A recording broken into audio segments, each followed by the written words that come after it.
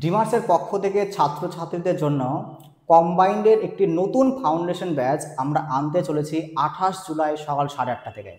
এই ব্যাচে যারা ভর্তি হবে তারা কিন্তু রাজ্য সরকার এবং কেন্দ্রীয় সরকারের প্রত্যেকটা এক্সাম দিতে পারবে কিন্তু।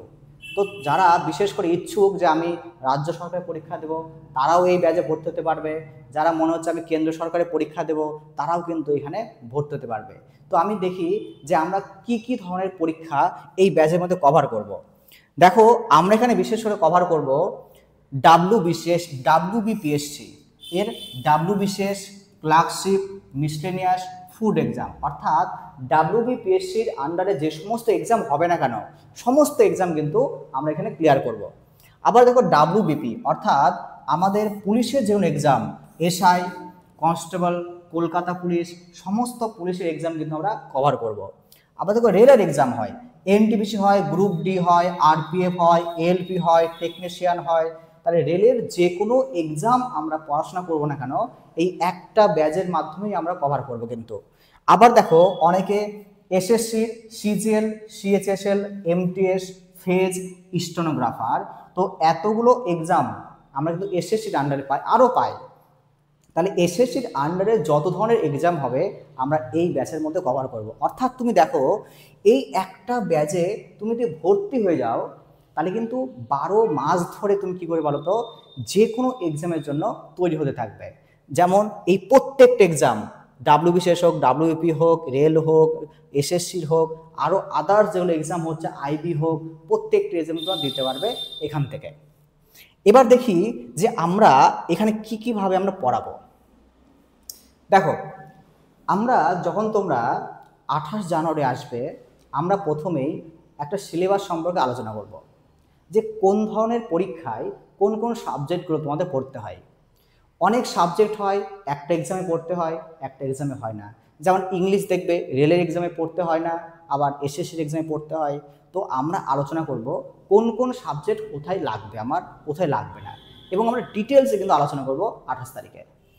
এরপরে দেখো দিয়েছি আমি প্রতিটি বিষয়ের অধ্যায়ভিত্তিক থিওরি, পাশাপাশি অধ্যায়ভিত্তিক MCQ বিশ্লেষণ।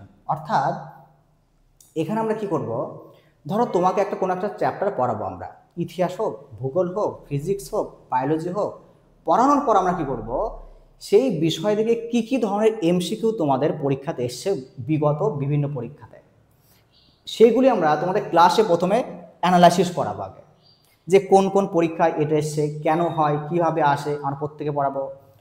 এছাড়া আমরা কি করব ওই চ্যাপ্টার উপরে আরও কি ধরনের MCQ হয়, 100টা হতে পারে, 150টা হতে পারে, 200টা হতে পারে, 300টা হতে পারে, এই সমস্ত MCQকে আমরা কিন্তু তোমাদের প্রিন্টার আকারে দিয়ে দেবো সব কিন্তু। তো তোমরা সেগুলো প্রিন্ট করে নেবে। এরপর বলে দিলাম আমি বিগত বছরের বিভিন্ন প্রশ্নগুলো আমরা আলোচনা করব। তাহলে তাহলে কি বলো, আমরা শুরু করব সিলেবাস দিয়ে। কীভাবে পড়াবো বলো, একটা থিওরির মাধ্যমে বেসিক থিওরি জানবো, বেসিক থিওরি থেকে কীভাবে MCQ সলভ করতে হয় আমরা সেগুলো সমস্ত কিছু শিখবো, কীভাবে অপশন আমরা বাদ দেব সব কিন্তু আমরা এই ব্যাচের মধ্যে শিখবো ধীরে ধীরে একদম। এরপরে দেখো এই ব্যাচে কোন কোন বিষয় পড়ানো হবে। তাহলে ম্যাথমেটিক্স পড়ানো হবে, রিজনিং, জিকে জিএস, ইংলিশ, অর্থাৎ কম্পিটিটিভ এক্সামের উপর যে সমস্ত সাবজেক্ট হয় সমস্ত সাবজেক্ট আমরা কভার করবো এখানে।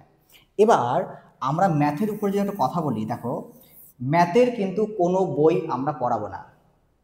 ম্যাথের MCQ বা ম্যাথের প্রশ্নগুলো আমরা নিজেরা তৈরি করি। কোথায় থেকে তৈরি করি, আমরা তৈরি করি একদম উপর লেভেল থেকে, অর্থাৎ CGL, CHSL, banking, CDS, MTS, রেলের এক্সাম, আমাদের ওয়েস্ট বেঙ্গলের বিভিন্ন ধরনের বড় বড় এক্সামগুলো। তো এই সমস্ত এক্সাম থেকে আমরা ভালো করে আগে খুঁজে বের করি যে কোন ধরনের প্রশ্নগুলো এরা পরীক্ষায় দিচ্ছে, সেখান থেকে আমরা টপিক ওয়াইজ কী করবো, আমরা একটা সেট তৈরি করব, সেই সেট কিন্তু তোমাদেরকে প্রোভাইড করবো আমরা। তো এইভাবে কিন্তু আমরা রিজনিংটাও করাবো। তাহলে ম্যাথের মতো করে রিজনিংটাও কিন্তু আমরা প্রিভিয়াস ইয়ার বেস করে কিন্তু প্রশ্ন তৈরি করবো আমরা, এবং অনেক দেবো, এক একটা চ্যাপ্টার থেকে 150, 200, 250 এরকম কিন্তু MCQ করাবো তোমাদেরকে আমরা।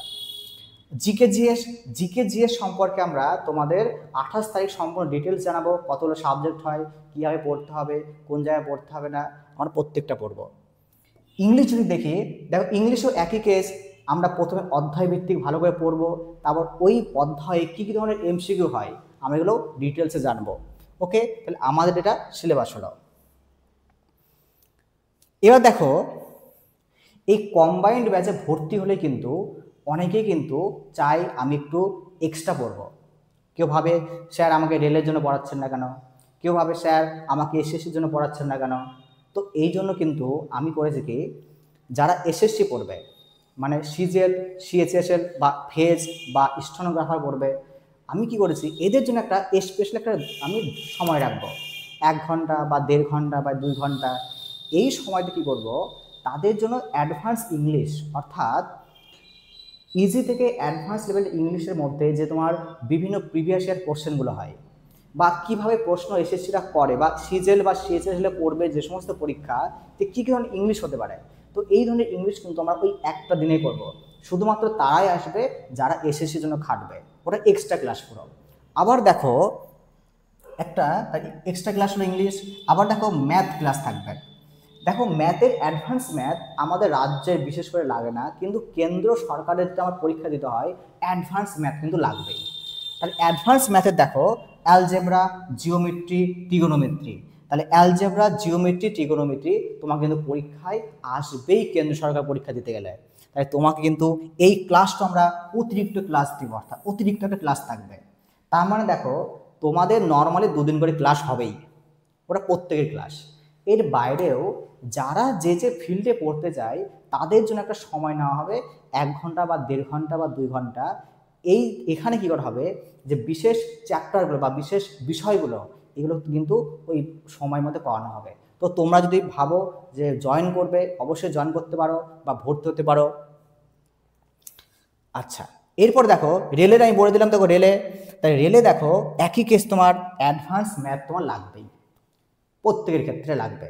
এবার এখানে একটা ব্যাপার হচ্ছে ফিজিক্স এবং কেমিস্ট্রি। দেখো ব্যাপার হচ্ছে এই যে ফিজিক্স, এই ফিজিক্সের বিভিন্ন অধ্যায় থেকে প্রশ্ন করে এই ম্যাথ আমার, অর্থাৎ দেখবে সময় কার্য বা কার্যক্ষমতা, এই দিকে আমরা পাবো নিউটনের গতিসূত্র, আমরা পাবো আলোক। তো এই সমস্ত সাবজেক্ট বা বিষয় থেকে বিভিন্ন ম্যাথ প্রশ্ন করে। তো এই ম্যাথ প্রশ্নগুলো আমরা এক্সট্রা সময়ে একটা আলোচনা করব, যে একটা চ্যাপ্টার থেকে কী কী ধরনের ম্যাথ ওরা করতে পারে। আবার দেখো কেমিস্ট্রি, বিশেষ করে তোমাদের টেকনিশিয়ান পরীক্ষায় প্রচুর পরিমাণে কেমিস্ট্রি আসে এবং অ্যাডভান্স লেভেলের, অর্থাৎ অর্গানিক কেমিস্ট্রি থেকে আসে। তো এখানেও আমরা কেমিস্ট্রি সম্পর্কে ভালো করে জানবো আমরা, যে কেমিস্ট্রি কীভাবে অ্যাডভান্স লেভেলের প্রশ্ন করতে পারে ওরা, আমরা কীভাবে অ্যাটেম্প করবো আমরা। ওকে, তাহলে আমরা এটা আমার রেলের জন্য এটা।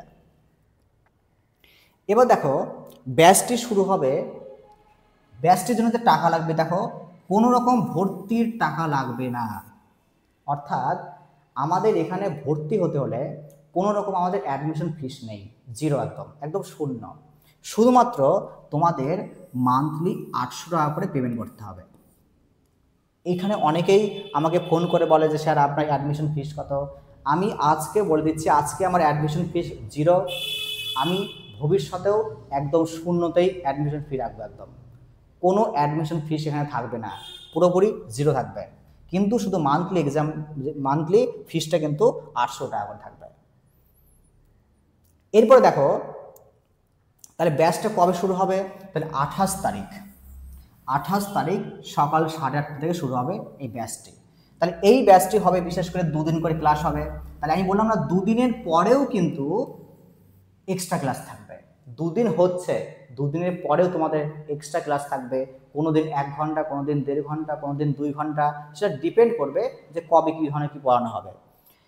ক্লাস হবে বুধবার 12টা করে এবং শুক্রবার 8:30 করে, এবং প্রত্যেক দিন 4 ঘন্টা ধরে ক্লাস হবে, মনে রাখবে। এবং এই কোর্সের যে ডিউরেশন মনে রাখবে 12 মাস, অর্থাৎ 1 বছর। 1 বছর করতেই হবে এবং 1 বছরের মধ্যে তোমাকে সম্পূর্ণ তৈরি করে পাঠানো হবে একদম, যে আর যেন তোমাকে কোথাও পড়তে না হয়, যে কোনো বিষয়ের উপরে। ওকে, আচ্ছা, এবার দেখো তোমরা এখানে কেন পড়তে আসবে বা কেন ভর্তি হবে, সেটা তোমার উপর পুরোপুরি ডিপেন্ড করবে তুমি কোথায় ভর্তি হবে। দেখো মালদা অথবা মালদার বাইরেও বিভিন্ন রাজ্য বা আমাদের রাজ্যে অনেক ভালো ভালো স্যার আছেন বা অনেক ভালো ভালো আমাদের কোচিং সেন্টার আছে, কিন্তু তোমরা সেখানেও ভর্তি হতে পারো। কিন্তু আমার কথা হচ্ছে তুমি কোথায় শিখবে এটা তোমাকে বুঝতে হবে। তুমি যদি আমার এখানে শিখতে পারো তাহলে আমি তোমার কাছে সব থেকে বেস্ট। তুমি যদি অন্য স্যারের কাছে বুঝতে পারো সেটা সব থেকে বেস্ট। তাহলে ডিপেন্ড করে কার কাছে কী কে বুঝতে পারবে।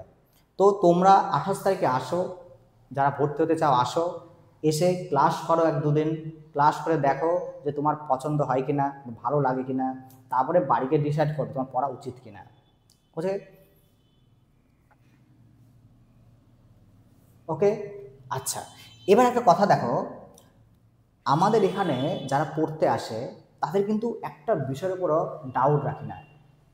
মানে হচ্ছে ধরো তোমার অঙ্কের প্রতি একটু দুর্বলতা আছে, তুমি অঙ্কটা বুঝতে পারছো না, ধরো আমি কি করাবো, ধরো তোমাদের প্রথমে একদম ভালোভাবে বেসিক থেকে শর্টটিক থেকে ভালো করে অঙ্কটা করে দেবো আগে, এক থেকে ধরো একটা চ্যাপ্টার শেষ করে দিলাম ধরো।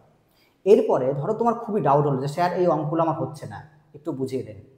আমার এখানে তোমার বলার আগেই ওই চ্যাপ্টারের উপরে একটা রিভিশন ক্লাস দিয়ে দেবো একটা, অর্থাৎ 1 থেকে 50টা অঙ্ক, একটা 3 ঘন্টা বা 4 ঘন্টার আমাদের একদম পুরো সেশন চলবে একদম।